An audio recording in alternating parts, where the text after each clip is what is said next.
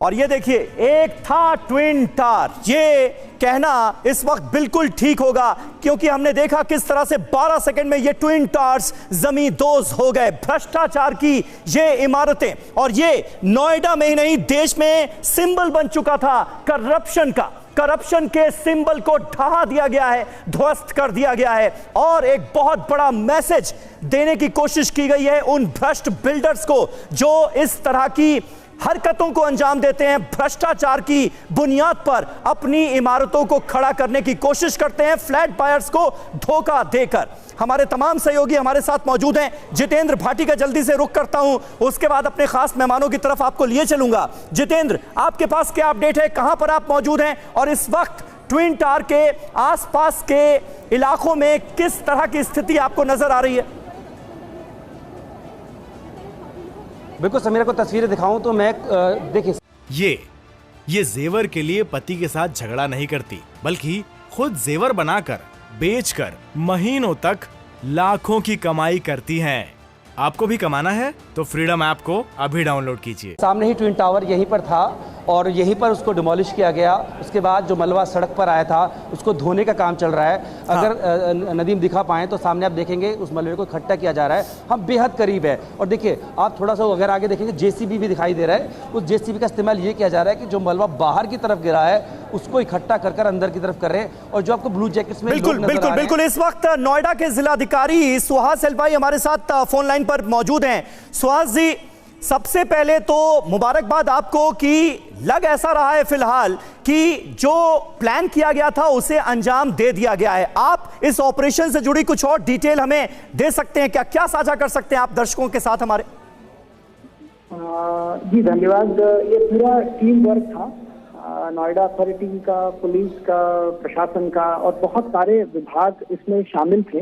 और कई दिनों से माइक्रो प्लानिंग किया जा रहा था, ताकि क्योंकि ट्विन टावर्स ऐसी जगह पे थी कि अगल बगल में बिल्डिंग्स भी थी, तो काफी चुनौतीपूर्ण था कि अगल बगल के जो टावर्स के लोगों को एवैक्यूएशन करना, और यूटिलिटीज जो हमारे इलेक्ट्रिसिटी हो या गैस पाइपलाइन हो उस पर एहतियात बरतना, और प्रिकॉशनरी तौर पर बहुत सारे एंटी स्मॉग गन्स जो पानी छिड़कती है, फायर टेंडर्स, एम्बुलेंसेस, इसकी भी व्यवस्था की गई थी। और विशेषज्ञों के देखरेख में आज जो एज पर प्लान जो कार्रवाई की गई है, अभी तक प्री डेमोलिशन एंड डेमोलिशन प्रक्रिया हमारा संपूर्ण हुआ है। अभी पोस्ट डेमोलिशन फेज में हम लोग हैं कि आसपास की एरिया को हम लोग सफाई करा रहे हैं, ताकि लोग जिनको एवैक्यूएशन किया गया है कि वो इमीडिएटली वापस लौट सके। एंड माइक्रो प्लान हमारी है कि प्रत्येक विभाग को अलग अलग जिम्मेदारी दी गई है। और अच्छा सुहास जी, क्या ये पता चल चुका है कि इस डिमोलिशन में जो आसपास की सोसाइटीज हैं, आसपास के अपार्टमेंट्स हैं, उन्हें किसी तरह का कोई नुकसान नहीं हुआ है? प्रिलिमिनरी आकलन किया गया है और उसमें कोई मेजर डैमेज अभी तक संज्ञान में नहीं आया है, परंतु बगल में एक जो अराउंड जो वॉल उसी के सटा हुआ एक कंपाउंड वॉल था, उसमें 10 मीटर में जो डैमेज हुआ है। बट किसी के मकान पे या आसपास के टावर में, किसी रेसिडेंशियल एरिया में किसी तरह के मेजर डैमेज का अभी तक सूचना नहीं है। बट एक्सपर्ट्स अभी मौके पर है, हमारी क्लीनिंग टीम्स मौके पर है, और कोशिश यही की जा रही है कि जो डेब्री आसपास जो फैली है तो उसको क्लीन किया जाए, पब्लिक स्पेसेस में क्लीन किया जाए। उसके बाद जो डेब्री उस एरिया में है, उस प्लॉट में है, ट्विन टावर के प्लॉट में, उसको भी उसके बाद क्लीनिंग की प्रक्रिया शुरू की जाएगी। अच्छा सुहास जी, जिस अंदाज में इस ब्लास्ट को अंजाम दिया गया, बिल्कुल साफ नजर आ रहा है कि बहुत ही प्लान तरीके से एग्जीक्यूट किया गया है ब्लास्ट को, इस ध्वस्तीकरण की इस कार्रवाई को। लेकिन खबर यह भी सामने आई कि मलबा जो है, कुछ मलबा सड़क पर भी आया है, कुछ मलबा एटीएस विलेज जो सोसाइटी है वहां पर भी गिरा है। उसकी वजह से किसी तरह के डैमेज की तो कोई खबर नहीं है? नहीं, अभी तक कोई मेजर डैमेज की खबर नहीं है, क्योंकि हवा के रूख के वजह से जो, जैसे आपने कहा कि मलबा अधिकांश, लगभग ज्यादातर मलबा तो इसी प्लॉट के अंदर ही है। बट कुछ मलबा एटीएस सोसाइटी के अंदर गई है जैसे आपने कहा कि, बट उसकी इमीडिएटली उसकी असेसमेंट और क्लीनिंग प्रोसेस शुरू किया जा रहा है, ताकि जो भी रेसिडेंट है वो अपने घर वापस आ सके और वो नॉर्मल सी रिज्यूम किया जा सके।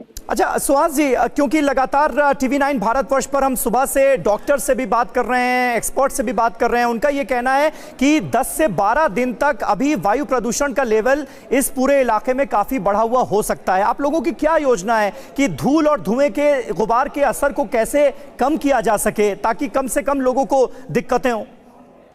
देखिए, मैं उस असेसमेंट से सहमत नहीं हूँ, क्योंकि डेटा हमारे पास है। 2 बजे की डेटा भी एयर क्वालिटी इंडेक्स AQI बोलते हैं, तो वो 2 बजे का भी रिलीज हुआ है, 3 बजे का भी रिलीज हुआ है। अच्छा। आधे घंटे ब्लास्ट के बाद का। और AQI अधिकांश एरिया में नॉर्मल लेवल पे लौट चुका है, उसके आसपास के इलाके में भी। तो आप देख सकते हैं कि जो उस एरिया में भी जो लोग रहे होंगे वो देखे होंगे कि जो ज्यादातर, क्योंकि जो डेमोलिशन प्रक्रिया ऐसे साइंटिफिकली की गई है, तो उसमें नीचे का अगर आप एरिया देखेंगे जिस प्लॉट पे ये डेमोलिशन हुआ है, उसमें ऐसे ये दी गई थी, कुशनिंग दी गई थी, रबर मटेरियल रखी गई थी। तो इसलिए कि एयर क्वालिटी इंडेक्स में अभी बहुत ज्यादा गुणवत्ता प्रभावित नहीं हुई है, बट फिर भी एहतियातन जो एंटी स्मॉग गन्स होती है जिसमें पानी छिड़काव करते हैं, फायर टेंडर्स है, हमारी नोएडा अथॉरिटी की गाड़ियां है, वो लगातार काम कर रही है। अच्छा। क्योंकि इतने बड़े डेब्री है, तो डेब्री से जो भी धूल उठ रही है उसको भी नेबरिंग एरिया में इमीडिएटली कंटेन किया जाए। अच्छा सुहास जी, आपका असेसमेंट क्या कहता है, इस इलाके में कब तक हालात जो हैं वो पूरी तरह से सामान्य हो जाएंगे? तो जैसे हमारा प्लान है कि इमीडिएटली अभी जो टीम्स ने गो अहेड दिया, ब्लास्टिंग टीम्स ने, कि ऑलरेडी अगल बगल के इलाकों में सफाई का कार्य शुरू हो चुकी है। और कुछ ही घंटों में जो अगल बगल के जो इलाका है, इवन पब्लिक प्लेसेस है, उसकी सफाई हो जाएगी।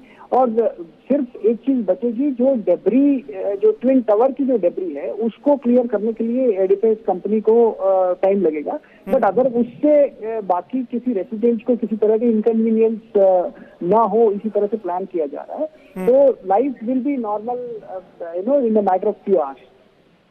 ये बात सही है कि इस मलबे को तय जगह पर पहुंचाने में 3 महीने का तकरीबन वक्त लग जाएगा? वो तो जो प्लॉट का मलबा है उसको जरूर टाइम लगेगा उसको प्रोसेस करने के लिए, but that will not influence बाकी जो अगल बगल के लोग हैं या बाकी जो हमारे निवासी हैं, उनको उससे कोई तकलीफ ना हो, तो उसी के लिए प्लान किया जा रहा है। बाकी जो रेसिडेंट्स हैं वो अपने नॉर्मली लाइफ जी सकते हैं। तो बहुत सारे लोग इस वक्त इन इमारतों के में, जो कि ट्विन टावर के आसपास की इमारतें थी, उनमें रहने वाले लोग जो इस वक्त अलग अलग जगहों पर शिफ्ट हो चुके हैं, सुहास जी, वो इस वक्त आपको सुन रहे होंगे, तो भरोसा आप दिलाते हैं कि वो शाम 7 बजे के बाद वापस लौट सकते हैं? इस तरह के हालात हैं? यही प्रयास है टीम्स का कि शीघ्राति शीघ्र, एज सून एज पॉसिबल वो लोग अपना घर आए। इसी के लिए जो अगल बगल के टावर्स थी, ATS का था और अन्य भी टावर्स जो अगल बगल में रही है, वहाँ क्लीनिंग प्रोसेस चल रही है। तो जैसे वहाँ क्लीनिंग प्रोसेस कंप्लीट हो जाएगी, तो वो उसके बाद जैसे नोएडा अथॉरिटी की टीम्स ग्रीन सिग्नल देगी, वो अपने लौट सकते हैं वापस। ठीक है, बहुत बहुत शुक्रिया सुहास एलवाई जी। ये जेवर के लिए पति के साथ झगड़ा नहीं करती, बल्कि खुद जेवर बनाकर बेचकर महीनों तक लाखों की कमाई करती हैं। आपको भी कमाना है तो फ्रीडम ऐप को अभी डाउनलोड कीजिए।